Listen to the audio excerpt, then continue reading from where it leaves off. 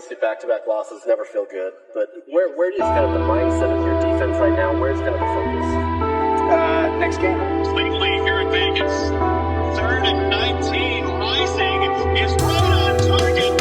Money towards 1-3. Damn pitch to the end zone. Oh, what an adjustment. Shot. It dropped by Lance Holtzclaw. Double coverage of the pass is intercepted. And they say touchdown. Utah goes 3 wide here on 3rd and goal. They'll split out Parker as well. He's the 4th in the pattern. Touchdown, Utah.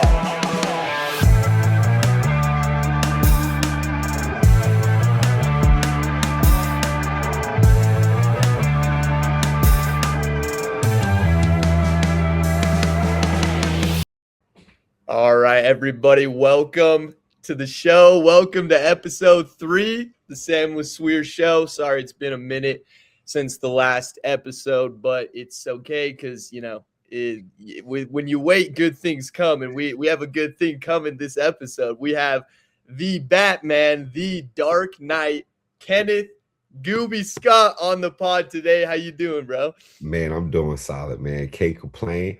I just appreciate the opportunity, man. You shouted out to me and reached out. I was like, hey, would you love to do the episode? I said, of course, man. So let's do it, man. I see the things that you're doing on Twitter and even on Instagram and stuff. So I want to support the work and acknowledge the work that you've been putting in. So, had to come on and show some love. Hey, for sure. Well, we appreciate it. We appreciate it. It's like never thought we would get you on the pod this early, but it's like, I'm just grateful for it. So but yeah, anyways, just wanted to introduce you. Before there was the Spider-Man, there was the Batman. Everybody knows that, and that was you. So it's like, and everybody's stoked about it. So yeah, just to kind of start it right off, I just wanted to ask you. I mean, there's a ton of things I'd like to ask you, but I kind of honed it down to just a few things. But yeah, I just kind of wanted to start off with like your upbringing and everything like that. So like, what was it like, young Batman growing up, Ontario, California?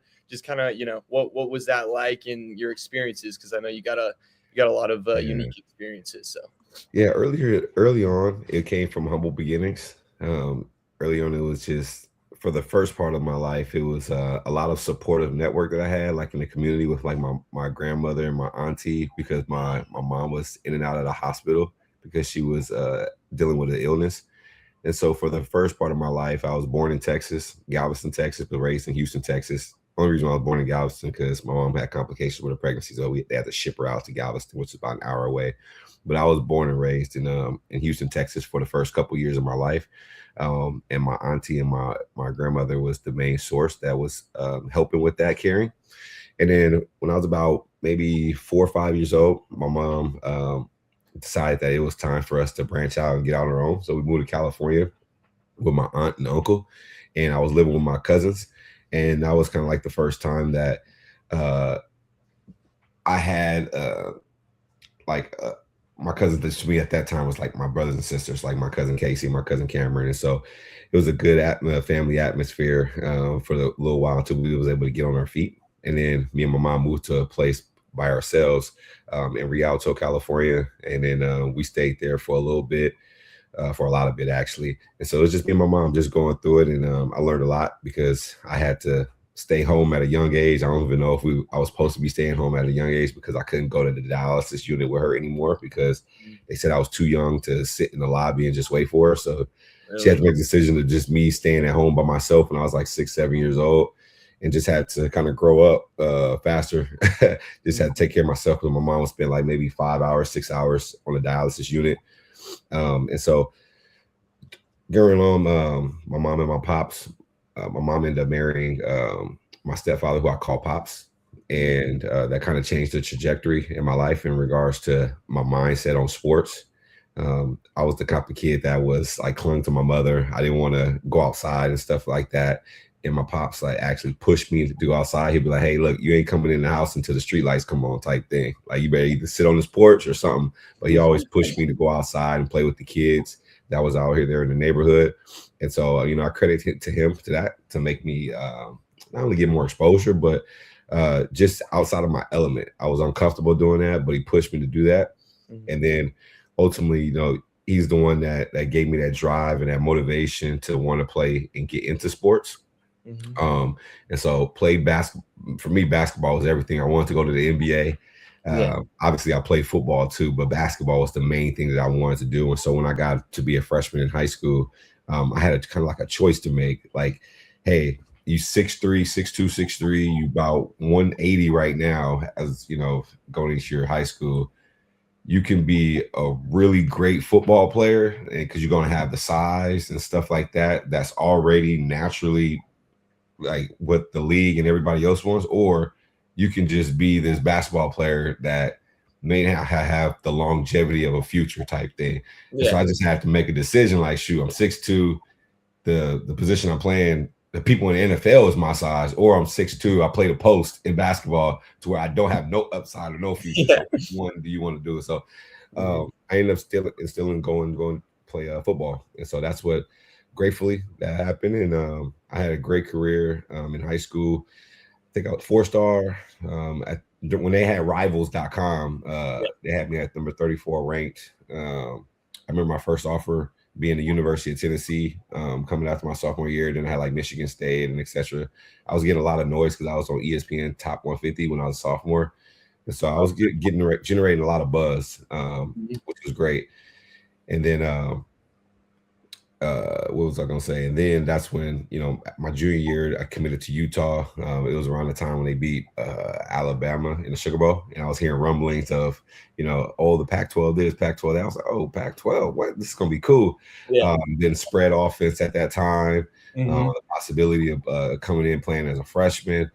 It's close to home, but away from home. I was like, man, this could be a really good situation. So that with the relationship that I have with Coach Rod just made it seem like it was just a home run for me. And so that's how I ended up committing to Utah. And I had a couple friends on the team already. And so I didn't even, when I committed, I didn't even see the campus. I didn't even, nothing. Really?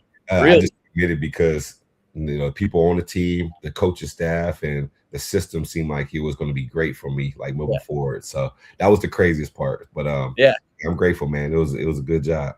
No, that's awesome. I was gonna ask you about that and Coach Rod, just because I was reading, like you said, 4-star. I know all about your recruitment because, like I said, I've been a huge fan of it. Like I was 9 when you committed to Utah, so wow. Like, I remember that and everything because it's, you know, like you were hyped up recruiting everything.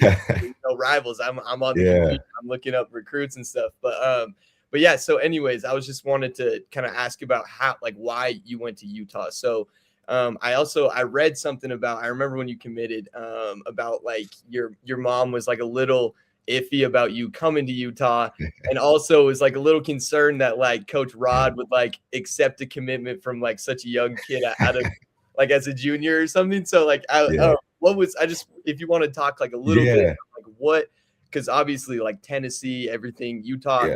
We were just entering the Pac-12. We hadn't even, you know, become that program that we are now. You kind of took a chance on us. So it's like, you know, like if you want to just speak a little bit more about that, like how did we end up getting Kenneth Scott at Utah?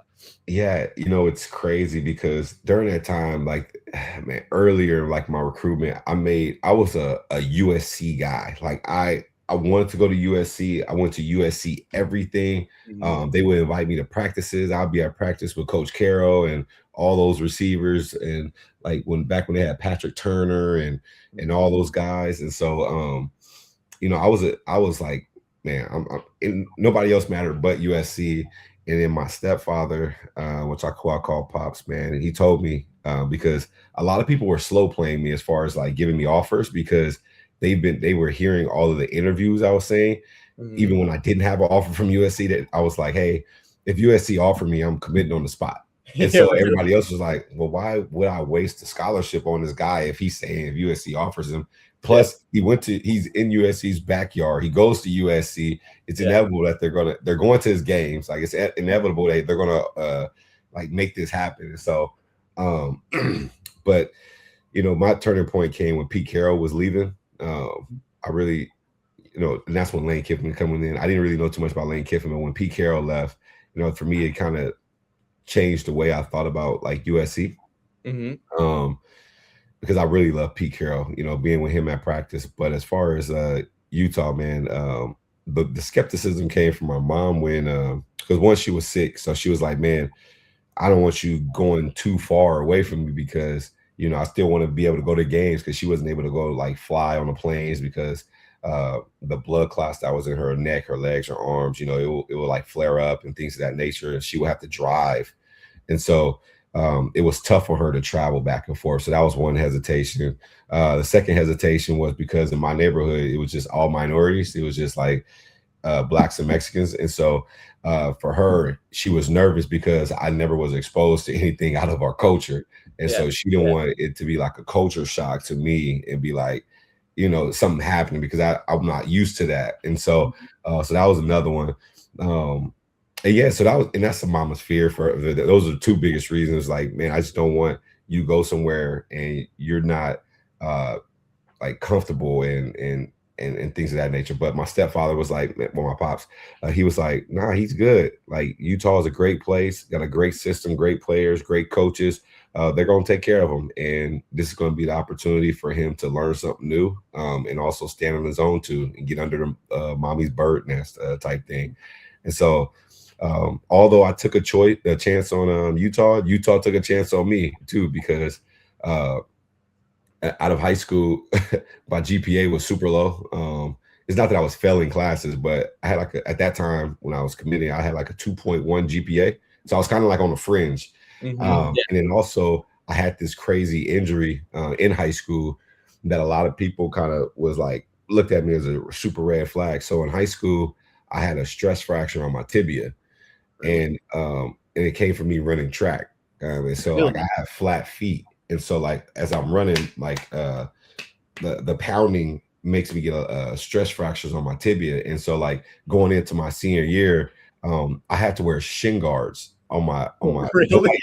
nobody knew it because well, not everybody knew it, but if you looked at my high school photos, I can send you one, you will see that I have shin guards on because if someone were to hit my leg, then it could have possibly snapped and I would have had to end up getting like a rod in my leg that they would have to insert from the top of my knee all the way down to my ankles. No way. So yeah, there was a lot of concern about that piece right there because I had a stress fracture on my tibia, but it ended up healing up by the time I went to Utah. It took about 10 months of recovery. So like every day I had to wear this stimulator on my shin area for 10 hours a day. No way. So yeah, it was just, and then I didn't even, it's funny that I didn't even practice that much at like practice because, they were holding me off to like, just rest, just make sure I rest. So it was kind of weird that I was still able to do the things I was doing with the inability to like really go full out because of this stress fracture on my tibia, because the more you pound and run, the more, the stress fracture is not healing because it's actual bone. And so that's an interesting thing that probably not too many people knew about of me coming out of high school. And that was before your senior year, right? Yeah, that was my junior year going into my senior year of high school. I had to miss the first 4 games. And so in the newspaper and stuff, people would say I had an ankle injury. It wasn't an ankle injury. It was I had a stress fracture on my tibia. Dang, that's I didn't know that. That's crazy. Nobody really knew that. It's probably the first time people know. Which is crazy. So how do you do it? How do you do it? And man, because my mom and my pops, I remember we were in the doctor's office and they gave us 2 options. They were like, "Hey, we can put a rod in his leg, and he will officially be out, basically for his senior year, or you can take the chance and put a stimulator on your leg in hopes that it will grow." The bone will grow back and he'll be okay without having to put that metal rod. So basically the injury that Tim Patrick had, I would have basically had if someone would have hit me. Wow. Hey, well, we're glad that they fixed it, or else we wouldn't have beaten Stanford. We wouldn't have beaten Stanford in double. What would we have done, Yeah, so it's crazy because like, man, looking back at that moment, it's like, dang, I went through a lot, like football wise, when it comes to like injuries and having to overcome. So that was like my first hurdle in high school. I didn't have to do surgery, obviously, but it took time away for me to have to heal that stress fracture on my tibia. But luckily, by the time I got to Utah, it was all healed because of that. No, awesome. And that was kind of the next thing I wanted to ask you about is like, because, you know, obviously at Utah, you know, top 10 all time receiving yards, like you're one of the legends. You had it, but like it was a bumpy road at Utah. Like the injuries continued, right? Like you missed like 2 full seasons. What was it? 2010, 2013, if I remember right. Yeah. Like if injuries that, you know, stopped the whole season. And it's like, I kind of wanted to, you know, ask you about that. Like, how did you stay positive? How did you like stay motivated and like want to keep going when like, you know, it's like seemed like you were progressing, then setback, you know? I just was curious about that. Yeah, man. During those moments, it sucks because it's like you're climbing up this mountaintop, you're finally getting there, you're so freaking close, and then like this avalanche comes out of nowhere and just knocks you all the way back down. And so now that I look back at those moments, you know, it makes me proud of myself in those moments because like I could have easily quit. Like, all right, I'm good. Like, man, this is too hard to come back from because those injuries, like I tore all the ligaments out in both of my ankles, you know, in those differences. Like 2010, it was tore all the ligaments out. And so a ligament isn't like a bone. Like they were like, you would have been better if you would have broke the bone because it takes a shorter amount of time to heal. But you tore all your ligaments. So it's like ligaments is a muscle. So it takes time to heal and you got to regain the strength and stuff like that. I'm like, are you serious? Like, come on. And so for me, like to mention, like you said, like to still have that top 10 and battle through all those adversities, it was like, wow, it's something I look back now. I'm like, man, that's crazy to think because just imagine if I didn't have those injuries, like, you know what I'm saying? So, but just my mindset during those times, like, man, I got to get through it. Like, I got to see it through. I had great support system around me that kept me motivated, kept me going, kept me, you know, up in those moments. Cause there was times where, man, I was not feeling it, you know, having to go to rehab, thinking about like, am I going to feel the same? Am I going to be the same Case Scott I was, you know, and it always happened to kind of like, in my mind, regain my status on the depth chart too. Like, you know what I'm saying? Because when you get injured, people don't know if you're going to be the same. You know, they think you might be the same, but you still got to go out there and prove that not only were you just as good as you were, but you came back better, right? And they have to trust that. And so, you know, for me, I'm just thankful and grateful that I was able to persevere. But obviously, I didn't do it alone. I had great people around me that was able to, you know, instill in me like the confidence and, you know, in myself to know that, hey, you got this, you can do this. And so it was a struggle. It was a struggle. The first one was a struggle, but the second one in 2013, that one really did something to me mentally. Yeah. Really? Yeah. Yeah. And that was during the time, like, I guess kind of like what things helped you, like, were like you were really close with Drez, right? Like Drez Anderson. Like, were your teammates there for you? Like what really helped you kind of mentally kind of like, you know, stay positive? I know it's like, it's just a lot of things a lot of people deal with, even if they're not in sports, you know, it's like when things feel like just, you know, they're bringing you down, like, how did you stay positive? Cause it's like, and sorry, I know I'm like talking a lot, but it's a lot of things like Coach Witt and everybody would talk about like how you're like, not just because you were the leader in the locker room, but like you were the leader amongst the leaders almost, just because you were able to kind of like bring people together and you just wanted people to be happy, you know, like you like just kind of have that positive energy. So it's like, how where did that come from? And like, was that your teammates or like, I don't know, just could you speak more on that? Yeah. You know, the beautiful thing is I've always loved that team, like camaraderie. Like I just grew up on like being a service to people. Like obviously growing up, my mom took care of everybody in regards to like, she wanted people to feel inclusive. Like when she was in high school, she was like a part of the booster club for like the high schools or whatever, to get all the parents involved, to make sure that we're taking care of the kids and stuff like that.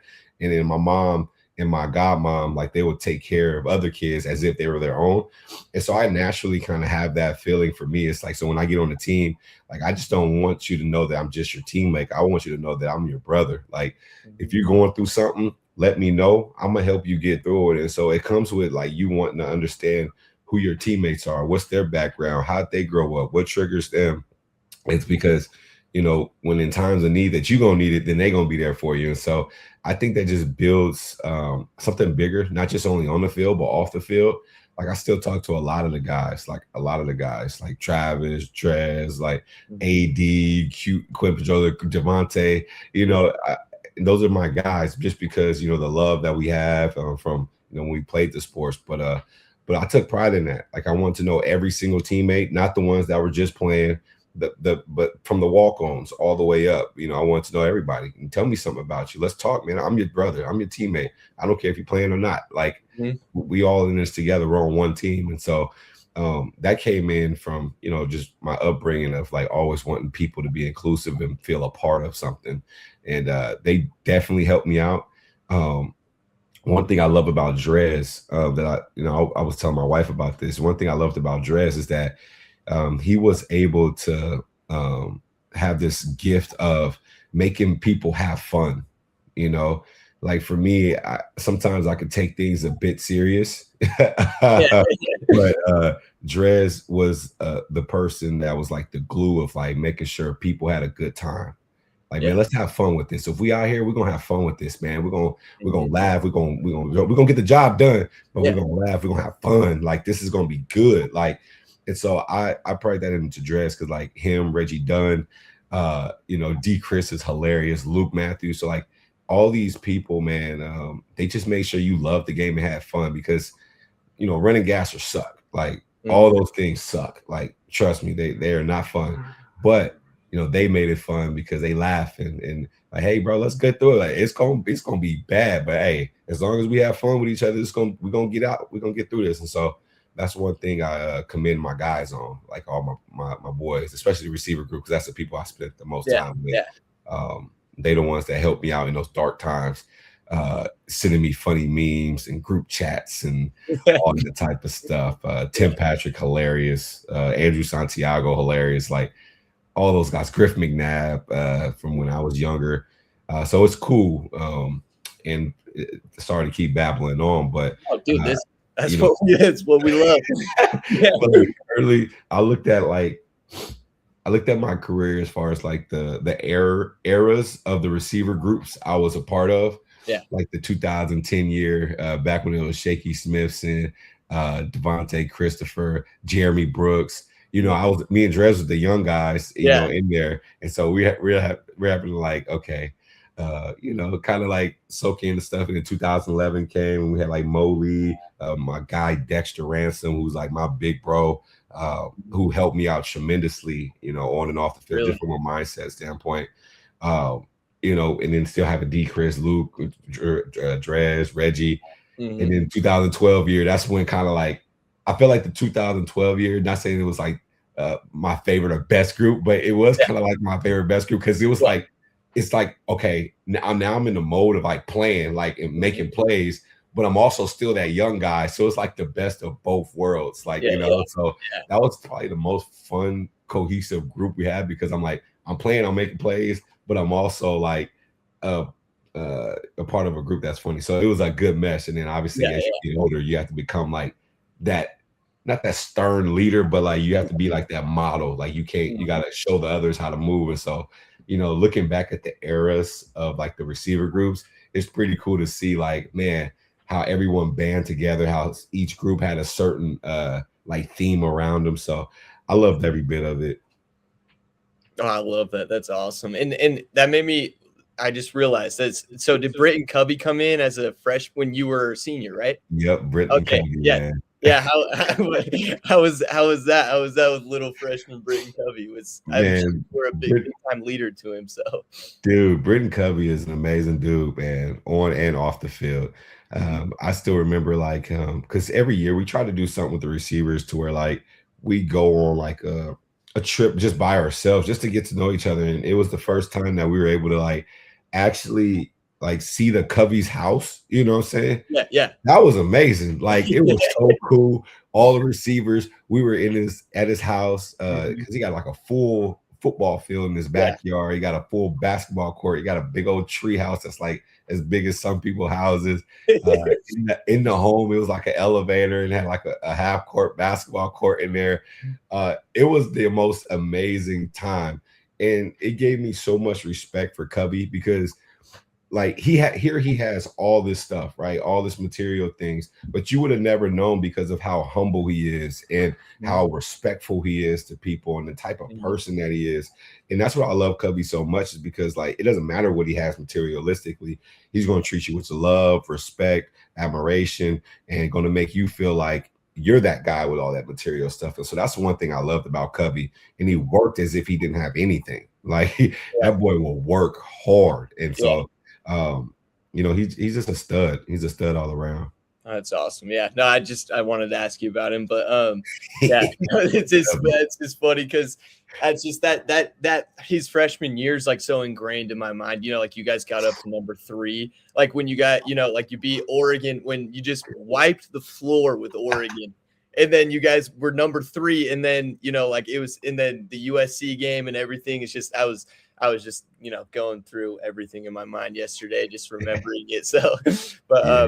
Anyways, like and so when we talk about like former players that like we want to like coach for Utah, you know, like just like from the fans' perspective, it's like the type of guys like you, Britton Covey, like maybe a Cam Rising, you know, like those kind of guys are like the players that we want like to like stay around forever, because like those are like the most memorable players, you know, best personalities, you know what I mean? For sure. Without a doubt. But yeah, anyways, I just had a couple more questions for you, but mainly just like with this, you know, new era of Utah football coming along with Scalley, like obviously you know Scalley really well. Just what is kind of like your vibe with like what the direction Utah's going in? How do you feel about Morgan Scalley, everything like that? Yeah, just, you know, with the new era. Yeah, I'm excited for it. You know, obviously there's going to be bumps and bruises along the way because it's going to be a new journey. But I think he's going to kill it. Like he's a Utah man. He's been through this. He's seen it. Not maybe through his own eyes, like as from the helm, but from Coach Witt's eyes, like having a transition to Pac-12, having a transition to Big 10, Big 12, right? So he's seen it being next to the man that led the ship, and so I'm assuming he understands the waves that's coming along with it, and so I think he's going to be prepared for it. Obviously, there's going to be some rough waters coming along with it, but he's the guy to do it. I'm just happy as an alum, like, to be able to come back to a place where you still feel valued. You know, that's always the best thing, because the people know you, like around the building and stuff like that. So it's always good. But I think the culture is there. He got the kids buy-in. So I think, you know, as long as he got that, you know, everything else is going to be, you know, over time is gonna, you know, smooth out and be just as good. So I could see him having a successful year 1 because he's already has the culture, which is the best thing, or the first thing you want to have is that culture and that mindset and that belief, and the players buy in. So I think he's going to be good. Oh, I love that. And coming from you, that hypes me up, and that's going to get a lot of people excited. You know, it's like that from you. But another question I had is like with Utah and everything, if you were to make a move to upgrade the wide receiver, tight end rooms, like coming from your perspective, you know, a veteran, like everything like that, how do you think Utah can level up the passing game and like the receiving core? Because like last year, that was a thing people talked about, was like, hey, can we get our receivers up to the level they need to be? And I don't think that was necessarily the problem. I'm just saying, you know, from your perspective, I'd be curious, how would you think that Utah can upgrade that room like immediately? Yeah. So, and that's an interesting point. So like if we looked at the last maybe couple games, like even the last game, you know, people was like, man, where the heck has this pass game been? It's always been there. You just got to give people opportunity. And that's one thing with receivers. It's like, if you only giving them one pass a quarter, that's tough, right? You got to be able to feed these guys and actually take chances and risks. And so I think Scalley has been saying it like, hey, we're going to open this thing up. We're going to have a new like influence on the offensive end. And so I think by taking more risks through the air, it's going to allow the wide receiver group to blossom and have opportunities. And I think that's what it's always been about. It's like, can we give these guys more opportunities instead of passing the ball 18 to 20 times? We need to be passing the ball 30 to 33 times, like around that time, that, you know, because that's what's going to open everything else. People are going to be on their heels. And so I think Scalley understands that, like, hey, in this new era, you're going to have to pass the ball, and it's going to come with risk. And we're going to have to fight through those risks. And so I think naturally it's going to upgrade the receiver group because more people are going to have the opportunity to step up and show out and get the ball their way. Because like as a receiver, man, you can be we used to, it was so funny back in our wide receiver group days. We used to say it all the time. We would see like a receiver, like we see him on film and like he has all these stats. And we're like, bro, it's trash. But like to everybody else, he's good because he has all these stats. It's like, but bro is trash.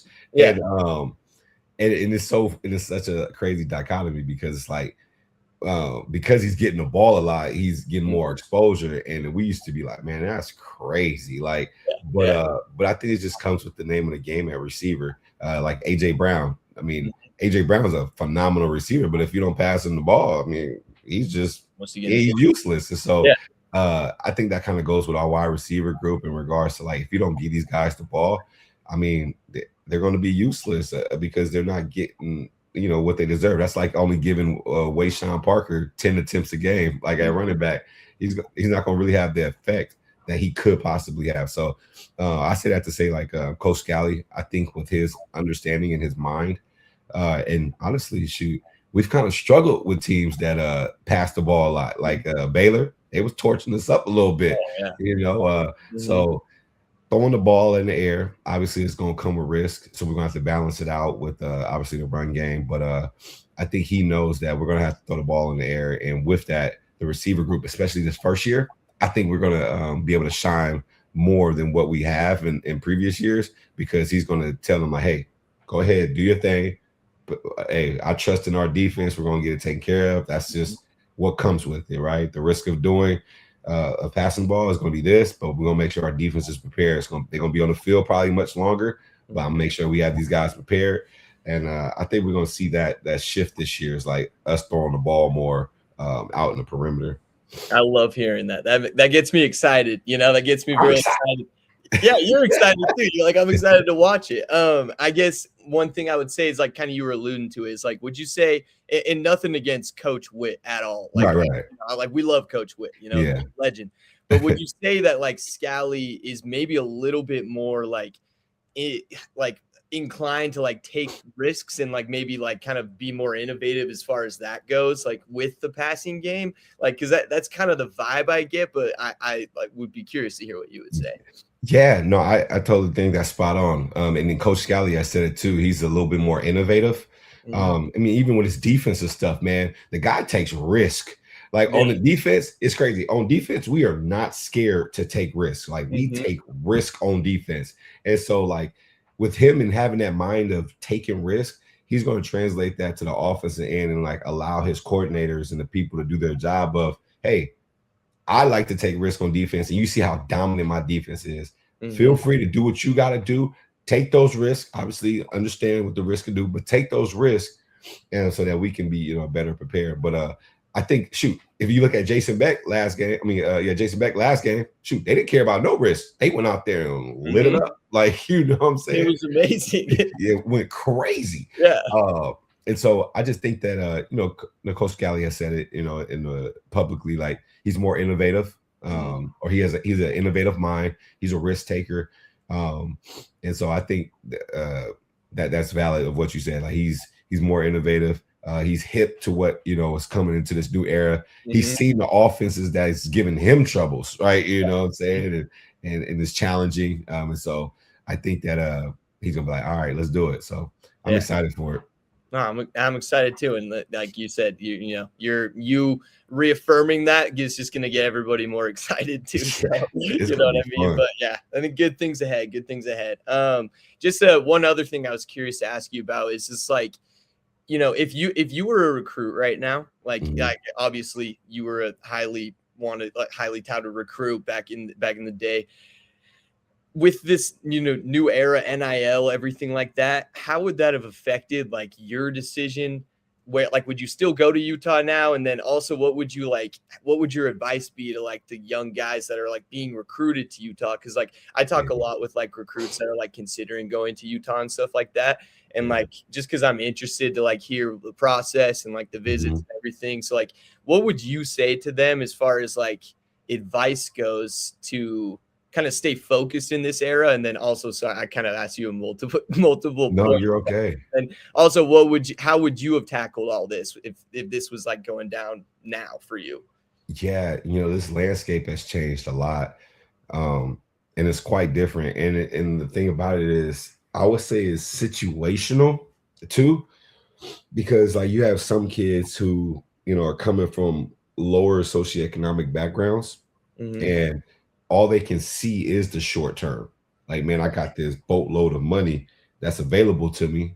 And I also have a family at home that's in need, and so it's tough because it's like you hearing it from them, like, man, accept the money, man, accept the money, and obviously that's not the case for everybody. However, there are some kids that have that. And so it's just being mindful of those type of transactions. But for me, early on, one of my parents, like their biggest thing was like, man, you better go on and try to get your education. That was the biggest thing. Because my parents understood that like 100% of all athletes has to retire at some point, right? You can play 1 year in the league, 5 years in the league, 10 years in the league. At some point, you're gonna have to retire. And so the goal for me now to share with like the kids that are thinking about the NIL landscape is like the people that I talk to the most as far as former athletes, some of their biggest regrets was like, man, I wish I would have just went to a college where I would have played. Like, that's the most fulfilling like aspect of college sports. Like, man, I wish I would have played more. Like, yeah, I may have got the money, cool, but man, I wish I would have played more. So I would say I would go to a school that has the right fit, and then be able to negotiate that dollar amount that makes you comfortable for both parties. That's mutually beneficial, and because you don't want them to be sour with you. Like, man, that's the worst thing in business. Like, man, I give you all this money, you ain't give me the return on the investment. Now the following year, now I'm kind of sour to you, right? Now it's muddying the waters, and now I don't want you really because the bad transaction we had, and now it makes me think you only want to come here because of this, right? So it's just a balance of, for me, it's like, man, how can I play first and foremost? It don't matter how much money you have, if you don't play, your end goal is not going to be there. As far as I'm pretty sure a lot of people want to go to the NFL. So if you don't play, your chances of trying to get to the NFL kind of diminishes. So you want to go somewhere that you can play, right? You can get film, you can put up some numbers, etc. And then also after that, you want to evaluate the landscape of the financial aspect. But more importantly, I always tell people, like, academically, you want to make sure you secure that without a doubt, because that's going to help you in the future. Geographically, you want to understand that piece too, because like for me, it was only like a 2-hour flight from California to Utah. It's those trips you're going to have to pay out of your pocket. So if a kid is from New York and have to fly to California, those round trip tickets probably $600-700. So financially, it may take a hit on you.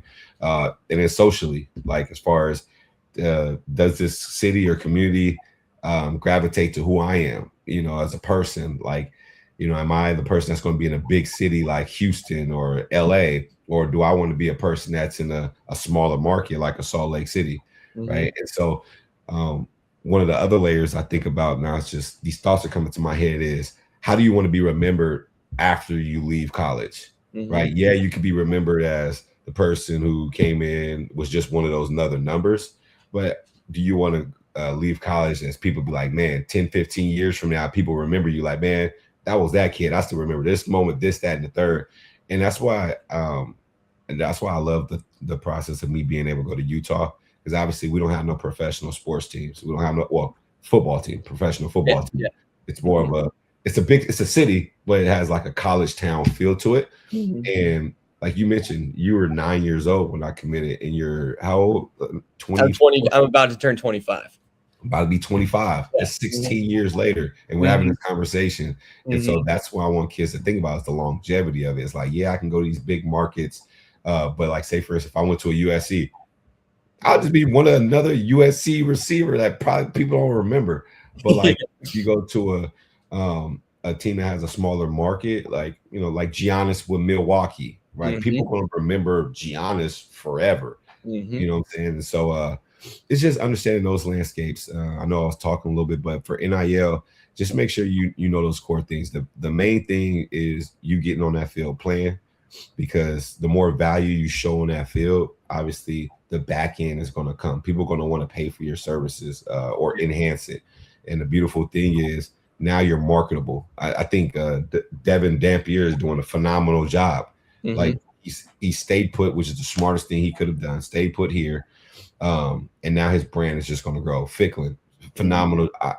Ficklin, I hope he stays throughout his whole year, because if he does what we think he's going to do, he's going to be in conversations of like those Tyler Huntleys, the Travis Wilsons, the you know what I'm saying? Because he can be that type of guy, explosive. His brand is everywhere. People know him as Bird. Like, you know, he has that moniker. He already has it. He's on a trajectory for it.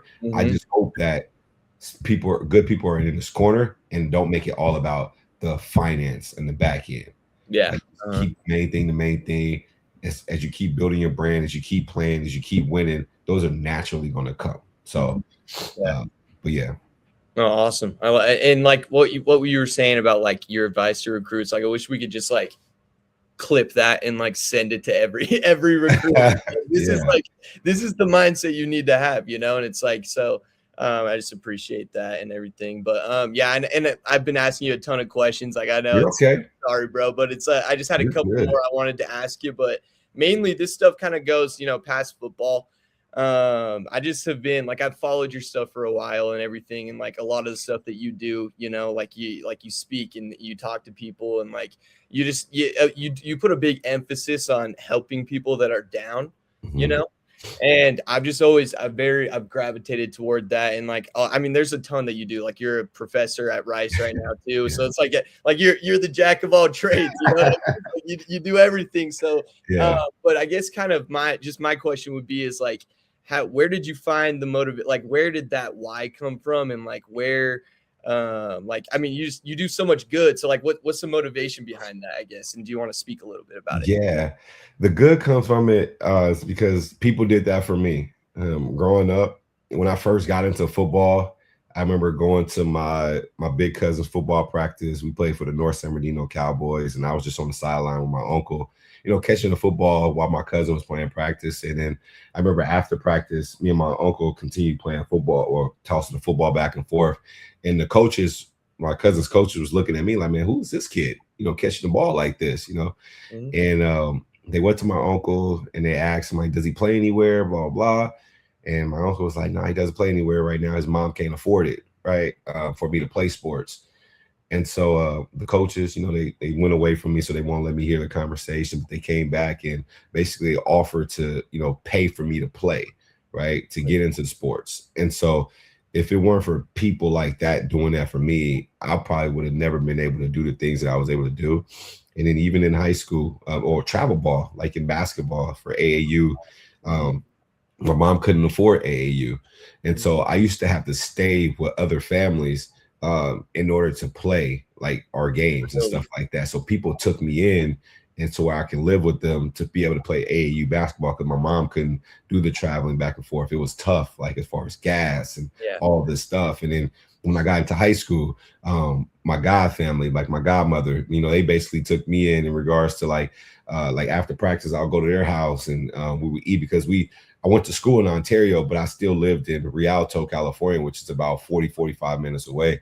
And so like I had to, my parents, like we traveled from school. There was times where like my pops, he would have to spend his last 20 to get me to these football camps, you know what I'm saying? And so people have done a lot for me. Like even when I was at Utah, when I was transitioning from football to the real life, my scholarship donors, who I call like my family, they took me into their home. Like my wife and her family, people took me into their home because I didn't have the luxury of doing things. So all my life, I've always had people like invest in me so that I can do something with my life and become better. And so I always try to give that same notion to other people, because people did it for me.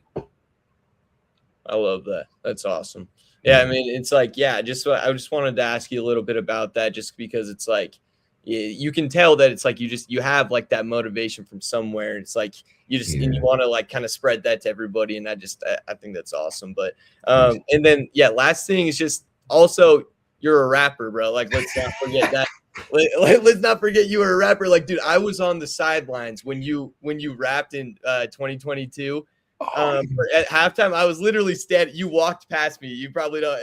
I was just sitting there, like, but that you literally walked right past me because I was on the sideline with my uncle and everything. So it's like, yeah, just last thing to talk about where the rapping. How I mean, that's been a thing since you were playing at Utah. You would rap in the locker room. Everybody would talk about it. So like, what's the background with that?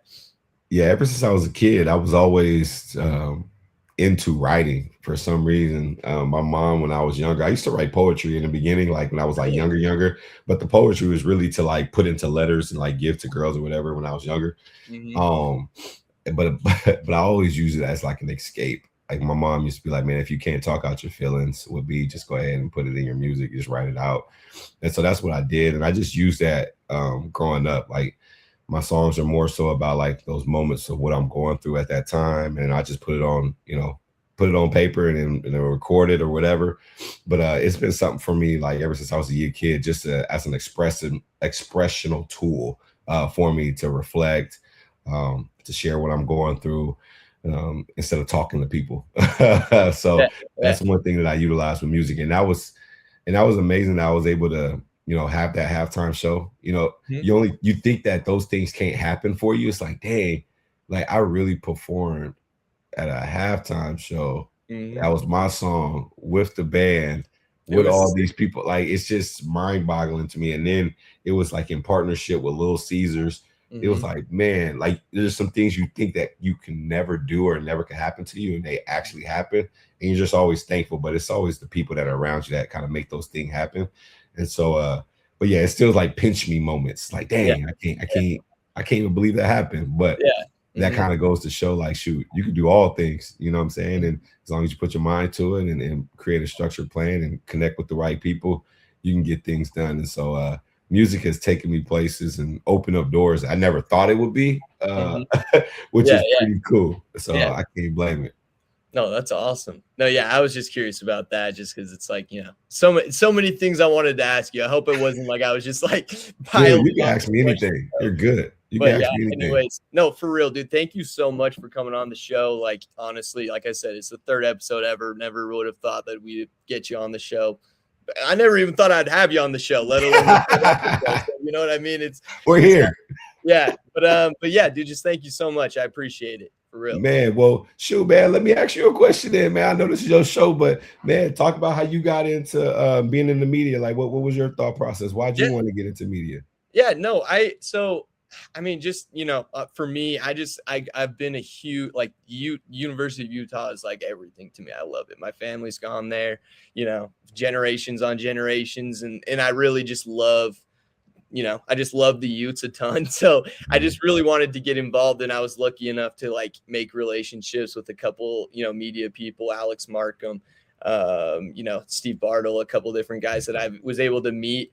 And they've just kind of helped me out a little bit, in my endeavors. So, I'm not even a good writer or anything, but like I started like writing articles and stuff. So like I do that now, like on my own, like I release articles on X and stuff, and try to do some interviews, like I'm not the best interviewer, obviously. I'm kind of a little too ADD for it, but like, you know what I mean? We all got ADD. You good, man. I do too, man. I'll be, shoot. Now I feel you. I'm on that same way. Now, the thing that I love the most is just the stories you hear. Like, I don't know, like in media, I like to develop in the stories. Like, I think you're in a good spot because you can go ahead and talk to all these recruits and hear their stories. And for me, like, I remember who was my first interview. I think it was Daniel Ruckert. He used to be a part of the Muss a long time ago. And it was like my first time, like, actually being able like to share my story. And I remember Kyle Goon. He used to be a writer for Salt Lake. Now he's in the Baltimore area doing writing. And I remember him just developing stories like of like my life, and even Michelle Bodkin did the same thing as far as developing stories of my life and things like that. And people appreciate that, like myself. So something for you, man, as you continue your journey on it, man. Keep being that that platform for people to share their stories, because when you're like in your 30s like me and you have kids, like those things are super cool for like my daughters to like go back and look for, like, oh, this is daddy, like. And so, you know, I just hope that you keep on going the path that you're going and creating these like good stories and good articles for the guys, because 20 years down the line, they're going to look back at it and be like, man, I appreciated Sam for writing that article about me. And, you know, this helped me out in this way, you know what I'm saying? And so I just encourage you to keep doing it. It's gonna help a lot of people, not just now, but for future, because these are things that people put on their walls and put in yearbooks and stuff like that. I still remember when I was dang it, one of my tubs, I still have like old school articles of me back from when his name was Scott. He's from the USC platform, but his name was Scott Schrader. Scott Schrader, that was his name. And I still have his articles like literally in my tub, as far as like my tub of like awards and stuff in there. But that just goes to show you it stays with you. Kyle Goon, same thing, the stories. So as long as you can encapsulate those stories, and those things are ingrained in people's lives forever. Oh, that's amazing. See, and that just gets me even more hyped. I'm like, let's just keep doing it, bro. I'm like, this is what I'm here for. If anybody puts an article of mine anywhere in their home ever, then that's a win for me. You know what I mean? Yep, exactly. And so, man, that's what I'll share with you, man. Just look at those stories that can enhance people. Like little Kyle Goon probably didn't know. Like he probably did know the depth of it. Like for instance, my mom, like when you're talking to the recruits, the beautiful thing is if you can talk to their parents too, because then they have a different side. Like my mom used to love getting interviewed and people asking about what's her thoughts, what's her feelings, how did she come about as far as like in this role, and you know, just anything in general about her life. And it made her feel good too, and that made her like that made her feel like Utah wanted not just her son, but her whole family, like my pops, and they were reaching out to my coaches and stuff like that. It just made everything more welcoming. So you have the power to do that as well. And so I just hope that you continue to do so. I will. Well, dude, again, thank you so much for coming on. Honestly, it was a huge, like, big deal for me. I can't. I'm just trying not to be too like fanish about it. But, You're like, okay. Yeah. You're But anyways, good, I appreciate you, man, and thank you so much. And everybody, I think, is going to really appreciate all the words that you spoke too about everything that's going on. So, man, much love. Now I appreciate you, man. And anything you may need on me, just hit me up, let me know. And then you know, just I'm one call away, one text away, whatever it is. I always got you. Cool. Sounds good, bro. Well, thank you very much. All right, have a good one. See you, man.